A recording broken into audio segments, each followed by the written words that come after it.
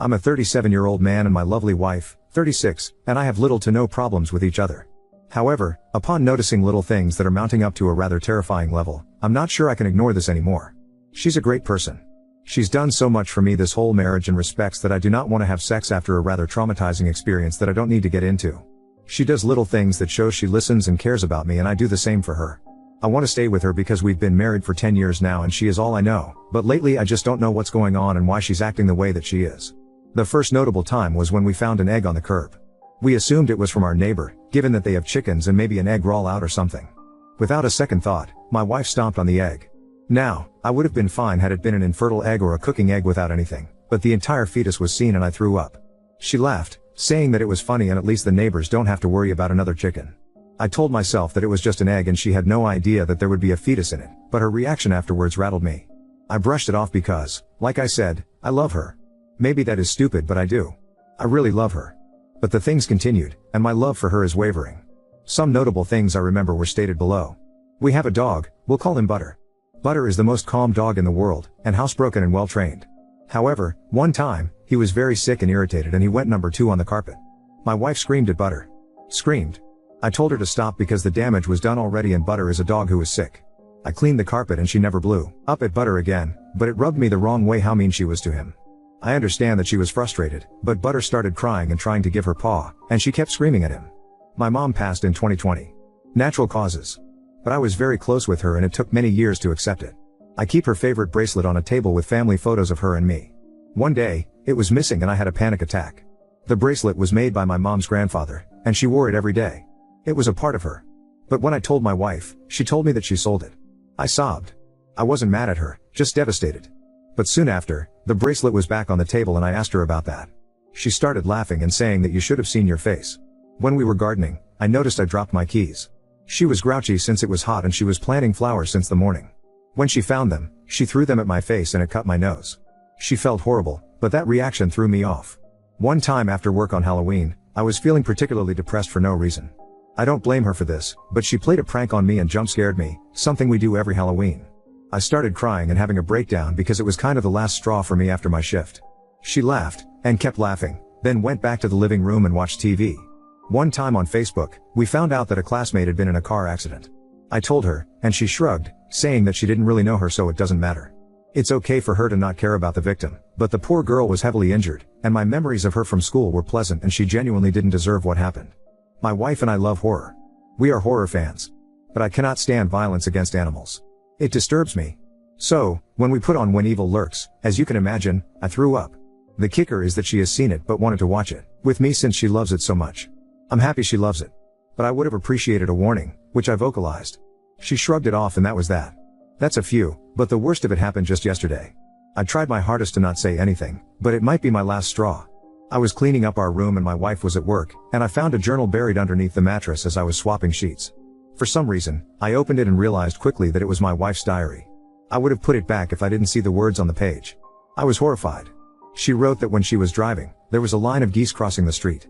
Annoying, yes, but the thing you're supposed to do is wait. My wife wrote that geese are a useless species so it shouldn't matter if a few get run over.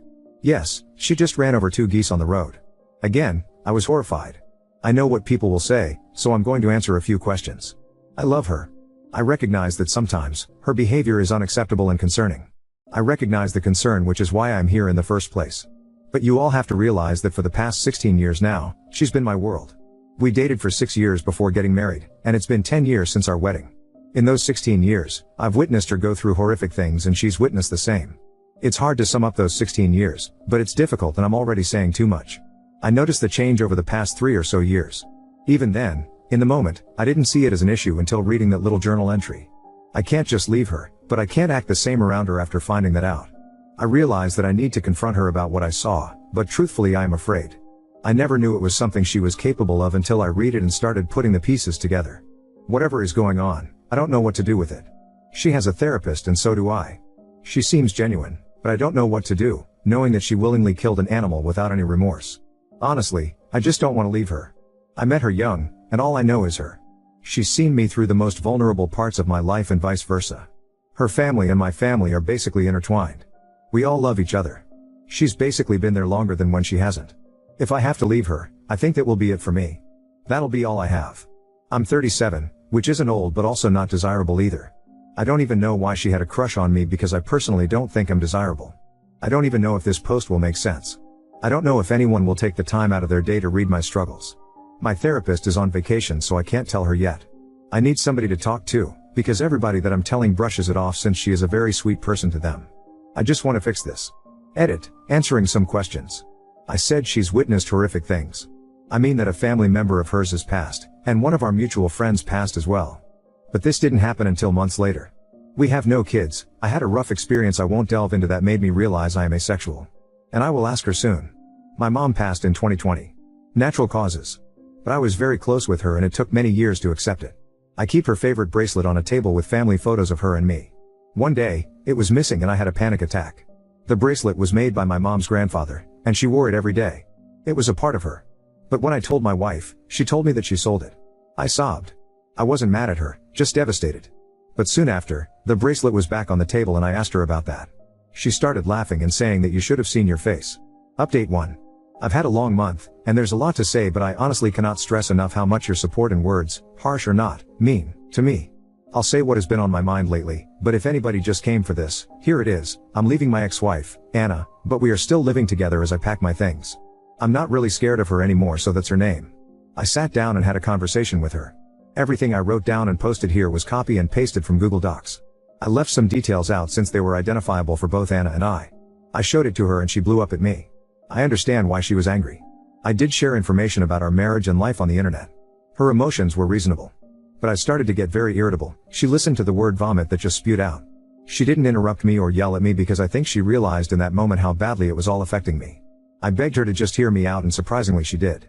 She admitted to me that she also recognized that she was changing and told her therapist about it. Do I believe her? Not really. She said that she's been scaring herself and that she's been having anger issues flaring up that she's noticed, and as some of you predicted, she didn't want to give sex up so she cheated on me with some guy she met at her job. Honestly, by the time she explained herself, I didn't care. Because I don't. With everything that has happened, this was the least shocking. I asked Anna, genuinely, if she loved the man she met and she said yes, which hurt but also didn't seem like a surprise to me. I told Anna that if she didn't love me, I can divorce her and we can figure out the separation and home situation.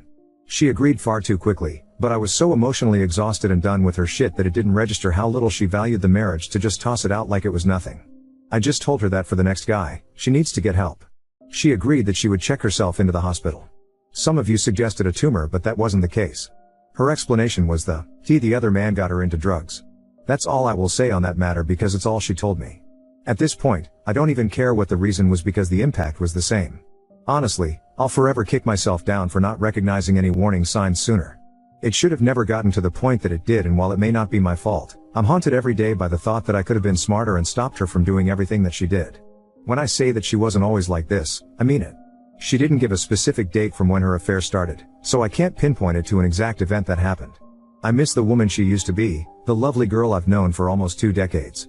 I know this was something that had to be done, but no matter how many times I tell myself that, it doesn't make me feel any better. For those wanting to know, Butter is safe. He's a good boy and he's staying with my sister while I pack up to leave. My wife never physically hurt him, but she has yelled at him a few times.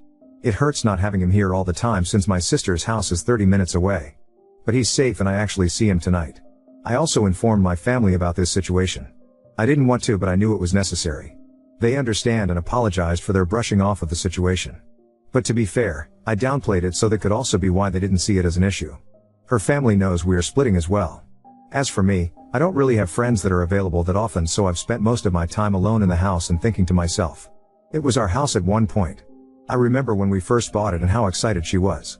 My best friend and I are going to eat out together, so that's something to look forward to. And she still admitted. I don't hear from her because they take your phone away at the hospital. I hope she can recover, but after everything that my therapist, family, best friend, and you guys have said, I can't bring myself to stay with her. Breaking it off felt like ripping my own arm off. I was devastated and still am. She seemed distraught as well, but I don't know what to believe anymore. I don't think she doesn't care about me. I think there's a part of her that still cares. But maybe I'm wishfully thinking. Even through everything I can't be mad at her. But I know loving her isn't good for me. Is it wrong to forgive her? To see everything from her side? It hurts. It really does. I don't know anything but her. It feels like my life is over even though it isn't. I don't want to date again, but I just want to connect with other people. It didn't click how isolated I was until I left, and I realize now that she is at fault for my lack of communication with anybody. If I had to conclude this jumbled mess of an update, it'd be this. I'm going to be fine. It's only been like 2 weeks, but it's been the longest 2 weeks of my life. I realize that there are more people around that support and care about me. It honestly was really hard to accept that Anna was a disturbed individual who didn't love me. Sometimes, I still convince myself that she does. But everybody around me states that she doesn't. And I'm coming to terms with this. It's progress. I've spent more than 16 years with this woman tormenting me, and I have a warped perception of reality. It truly is not easy to experience any of this, and honestly sometimes I want to come back to her. But I know that maybe I can find the woman, or man, for me that will love me the way I need to. I'm working it out in therapy, and honestly I'm still frightened of Anna. But I am thankful that she was the catalyst to a new chapter of my life. I learned a lot from this, mostly what love is and isn't. Thanks. You guys have good perspectives on things. I can't say that Reddit is what fixed my problems, but I can say that leaving was a result of the extra push you guys provided. I wish Anna the best, wherever the future takes her. While I'm sad that the future will not have me in it, I think this was the best for both of us, since she didn't seem to love me and I now fear her. Now on to second story. Husband's family demands that I buy gifts for all their children during Christmas, causing a heated argument and threats to ban us from future celebrations. TW. Roomba-induced violence. My husband has a very large family. In total I think his father has 8 brothers/sisters. They all got married and had 2 to 6 children each. Now all their children are grown up and starting families as well. We are looking at easily, I believe, 15 children in the family as of right now. We all get together for Christmas every year at his grandparents' house. Sounds great, right? Right. Normally after Thanksgiving or on Thanksgiving, which they also all get together for, we pick names for the children's gift swap. There is also a man and women gift swap which my husband and I, who do not have children, join in on. Now, to give you an idea of how the gifting has been the last 10 years. Husband and I would buy gifts for his parents, his brother and wife, and their 4 kids. Great, awesome. Works fine. Last year they said they would rather we just bought gifts for the kids, so we did.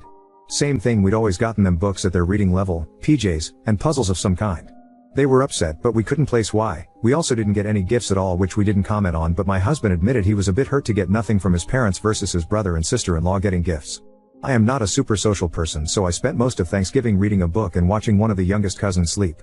Eventually we all gathered up so the kids could draw names of their cousins for the gift swap. They finished that up, and then husband's brother, who we'll just call Timmy, says an uncle husband will buy all the kids a gift too. My husband and I giving him looks of, "Da fucking fuck you." We laughed and said, "Oh no, haha, we'll just be bringing the candy again this year."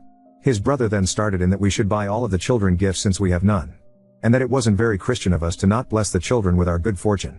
My husband at this point pulled him aside into the kitchen and told him he wasn't buy all of the cousins' gifts, and if he wanted to he was welcome to. They started to argue and Timmy yelled that we shouldn't come to Christmas anymore. I handed over the baby, we left, said we'd email them about it later when they calmed down enough to talk like adults. I just like someone else's viewpoint. My husband is really upset and his parents are agreeing with Timmy that we should be giving more gifts since we have no one to buy them for but kids now. He threw the fact that we get no gifts from anyone at them and they said we were adults now and Christmas if for kids. He pointed out they gifted Timmy and his wife things still, but they said that we'd already bought it, might as well. But I have been shopping with his mother and she bought gifts for Timmy's wife candy again this year already. I'm frustrated and feel like no one is handling any of this well, and I want to step in and help my husband, but I want someone else to look at this mess before I do anything other than listen and offer suggestions. Update 1. Thanks for everyone who came and tossed in their 2 cents. It was wonderful to hear from other people without having to worry if they would repeat my chatter to the other party involved. So, I'm not 100% sure where I should start. I am about 3 drinks in just to calm myself. For one, I did show my husband the post after we talked. I brought up T-Day 2015 and asked him if he wanted some more input than I normally give on his family drama. He said yes. I pointed out the favoritism of his brother over him in almost anything. I made a list showing times when it had happened where they and he were fully in the wrong just to prove the point. We went over the texts from his brother, Sil, mother, father, aunt, and cousin. Just to recap names. So, the day I posted after we went over the texts, which started after we missed their call and went up until we sent the email. All just spiteful shit about how we waste our money, time, and life volunteering and don't spend enough time with their children/cousins/cousins' children/family anymore. It started out telling Todd he was being a candy-ass bitch who is whipped by his cold harpy child-hating wife. And just degraded from there. Todd only sent back a few saying he'd email him about it and asking him to not talk about me. So we sent the email. Here is basically what we sent. I semi-edited it. Todd sent it as if it was just from him. We almost added in his parents but decided we'd just forward it to them if it really got out of hand. NP Timmy did it for him. Yes, well, that went over about as well as water on a grease fire. For one, Timmy forwarded the email to Rhonda and Keith, Kira, and Ben. That was rude, but we were going to do the same thing either way. Ben sent us an email letting us know what Timmy did and said he was sorry he wasn't there to jump in but would try and talk to Timmy. Timmy and Ben are actually really close, so it was nice to see he thought Timmy was being unreasonable as well, since they are normally very close / like-minded. I'm not going to put his email here, I'm just going to highlight what he said and then tell you what Keith and Rhonda said in their email / visit. Yeah, so. At this point we're kinda laughing and kinda crying and kinda shocked. We spent the rest of the day cleaning up our house and talking about what we wanted to do / reply back. We hadn't checked our email and we'd stuck our phones on vibrate and we're just trying to enjoy our day off together. They're pretty rare, sadly. So surprise. His parents drove all the way out to talk to us. I say talk, but it was more like being talked at. They asked me to leave so they could talk to Todd about his actions / rude email. Todd said no, said I was his family and his wife and we were handling this together. They then tried to convince us we had said fuck in front of the family. We didn't. That we had mentioned buying gifts for everyone before. That we didn't love Jesus anymore since we hadn't been going to church. And some of what Timmy has sent in the email too. When his father started to insult me and then in turn my father, Todd was done. He stood up and said, "Thank you for coming to visit us in our home for the first time, but we have errands to run and you need to leave now." They refused. He told them they had to go, now or he'd have to call the police. They left. He cried, I cried, our cats knocked over their cups. We ended up calling my dad and telling him everything as well as showing him both emails. He told us they had before talked shit about me / us to him. "You should be able to fix your child still, we're still working on ours," was something he told us had been said. We decided we aren't going to their Christmas either way. I told Todd I can't go back there again, nor can I look at any of them the same again. I knew they'd always not liked me as much as some of the other daughter-in-laws, but I didn't know it was to that extent. They have always been nice and polite to my face. Invited and included me in all events. No one had ever said anything to Todd either. As it stands, I'm waiting for my dad and brother to get into town and then we're going to sit down and decide what we would like to do.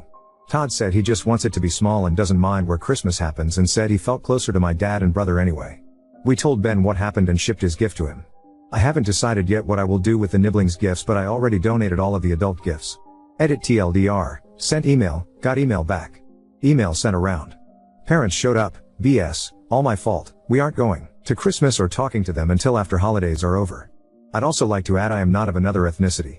My father is German and moved to the US when he was 20 to marry my mother. So I'm a pasty white chick, but I guess since my dad isn't American that's bad. Update 2.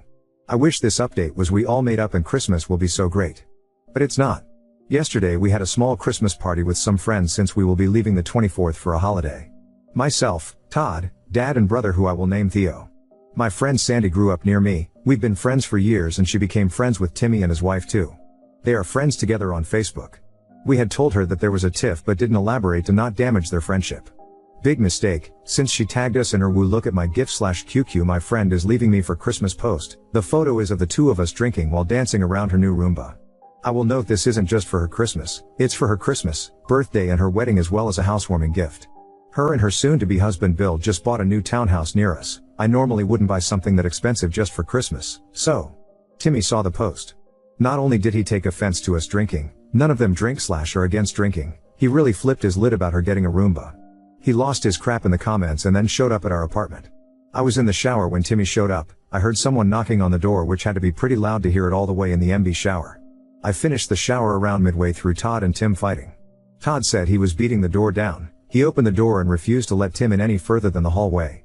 Tim was yelling at him about the gift, about his lack of church going, about us going out of town, demanding his kids gifts, I donated them, and asking where we got off buying such a pricey gift for someone who isn't related and buying. Gee, selfish assholes about gifting the other children.